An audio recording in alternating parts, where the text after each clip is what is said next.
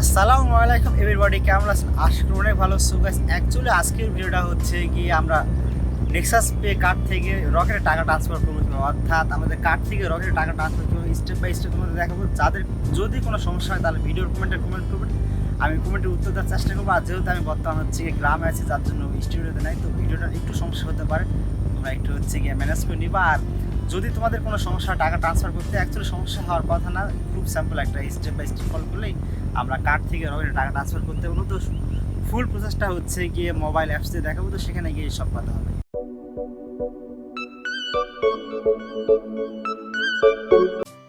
তো ওকে, প্রথমে আমরা হচ্ছে গিয়ে নেক্সাস পে অ্যাপসটা ওপেন করবো, আর এটা অ্যাকাউন্ট কীভাবে করবো সেটা ভিডিও ডিসক্রিপশন লিঙ্কটা থাকবে, চাইলে আপনার অ্যাপস থেকে।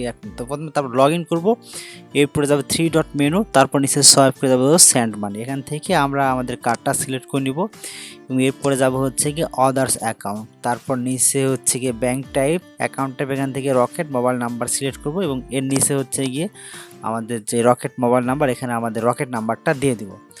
তো আমি আমার নাম্বারটা দিয়ে দিতেছি, আপনি যেই নাম্বার টাকা সেন্ড মানি করবেন সেই নাম্বারটা দিবেন। তারপরে অ্যাকাউন্ট নামে ক্লিক করবেন, তার নামটা চলে আসবে এবং এখানে কয় টাকা দিবেন সেটা হচ্ছে কি আপনি সিলেক্ট করে দিবেন। তার 500 টাকা দিলাম।